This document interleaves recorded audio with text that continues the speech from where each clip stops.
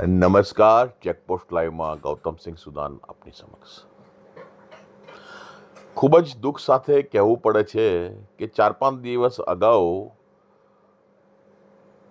જે ઉમેદવારોએ ફોર્મ ભર્યા હોય જે તે પાર્ટીમાંથી, જે તે પાર્ટીએ તેમનામાં વિશ્વાસ રાખી અને તેમને ટિકિટ આપી હોય અને તેઓએ ફોર્મ ભર્યા હોય ચૂંટણીમાં ઊભા રહેવા, ઇલેક્શન લડવા,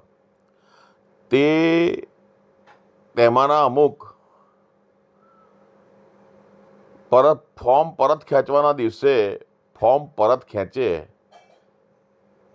તો એનાથી મોટું દુઃખદાયી શું કહેવાય?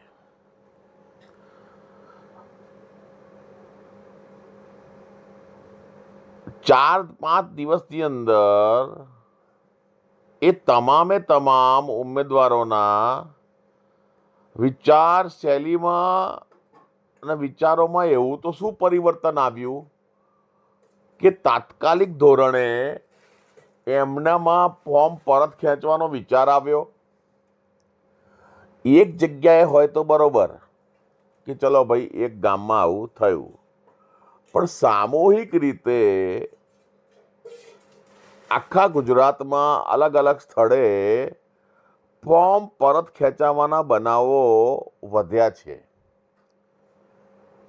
અને અમુક જગ્યાએ એમને ધાક ધમકી પણ આપી છે અને અમુક જગ્યાએ પોલીસ ડિપાર્ટમેન્ટના અમુક કર્મચારીઓએ પણ મદદ કરી છે આ બાબતમાં.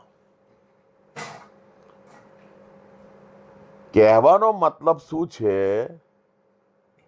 કે જે આવા પક્ષ વિરોધી વ્યક્તિઓ છે કે જે માત્ર નાણાં ઉલેચવા, ભ્રષ્ટાચાર કરી ખિસ્સા ગરમ કરવા, ભારત માતાની ના એક વિભાગ એટલે કે ગુજરાત રાજ્યમાં પવિત્ર ચૂંટણીના ટાણે, કારણ કે આપનો એવું કાયમ લખવામાં આવે છે કે આપનો મત પવિત્ર છે એટલે પોતાના મતાધિકારનો ઉપયોગ કરો, તો એવી પવિત્ર ચૂંટણીમાં કે જ્યાં જનતા જનાર્દનનો ફેંસલો થવાનો હોય, એ ઉમેદવારોનો ફેંસલો થવાનો હોય, અને એવી ચૂંટણીમાં તમે પક્ષ વિરોધી પ્રવૃત્તિ કરી અને તમે ફોર્મ પરત લઈ લો અને ખિસ્સામાં નાખો રોકડા, તો એ લોકોથી મોટું કાયર, ડરપોક, વિશ્વાસઘાતી અને ચરણ ચાટુકાર વ્યક્તિ આ દુનિયામાં કોઈ નથી. અને એનાથી પણ વિશેષ કહેવા જવું ને તો માફ કરજો, આ લોકો જ મોટામાં મોટા આતંકવાદી છે.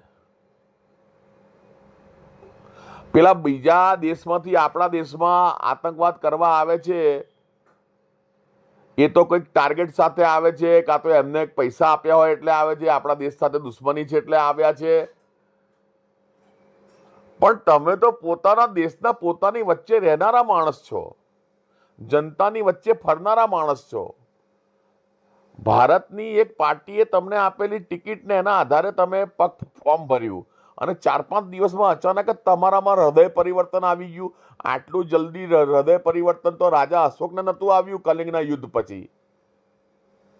કલિંગનું યુદ્ધ ચાલ્યું ઘણા ટાઈમ અને પછી એ સાંજે ફરવા નીકળ્યા હતા, લાશો જોઈ તારા રાજા અશોકના હૃદયમાં પરિવર્તન થયું કે મેં આ શું કરી દીધું. તમને બિલકુલ પણ ભારત દેશની, ભારત માતાની ચિંતા નથી. શરમ આવી જોઈએ તમારા પેલા આવી એકદમ શું કહેવાય, આટલી હલકા પ્રકારની રાજનીતિ કરતા, કે તમે એક સામાન્ય સ્થાનિક સ્વરાજ્યના રોડ, રસ્તા અને આ બધું જે આજે જનતા છે એમના હૃદય જોડે, એમના ઇમોશન જોડે, એમની ભાવનાઓ જોડે તમે પોતાના સ્વાર્થ માટે રમો છો, રમત રમી રહ્યા છો, ગેમ રમી રહ્યા છો. ધિક્કાર છે એ લોકોને કે જે ફોર્મ પરત, ચલો કંઈક એવું સ્વાસ્થ્યનું કારણ હોય, એકાદ કેસ એવો હોય તો સમજ્યા કે બીમાર થઈ ગયા, આમ થઈ ગયા, તો બરોબર પરત ખેંચ્યું હોય. પણ બધી જગ્યાએ સામૂહિક, બધી જગ્યાએ આ રીતે નાટકબાજી કદાપી ભારત માતા માફ નહીં કરે. એ રૂપિયા તમારા કોઈ જ કામમાં નહીં લાગે. આ લખી રાખો મારી વાત ડાયરીમાં, આજના તારીખે તમારી નોટબુકમાં લખી દેજો. એ બધા રૂપિયા જેટલા છે એનાથી 5 ગણા રૂપિયા તમારા ખિસ્સામાંથી સરકી જશે. તમે શું સમજો છો કે આ ધરતી માતા સાથે તમે ગદ્દારી કરશો, ધરતી માતા તમને છોડી દેશે? નહીં છોડી દે. તમે આ ભારતની ધરાની માટીની શક્તિને ઓળખી જ નથી શક્યા. તમે શું ઇલેક્શન લડવાના હતા? આજે ફોર્મ પરત ખેંચતા રહો. જય હિન્દ, જય ભારત.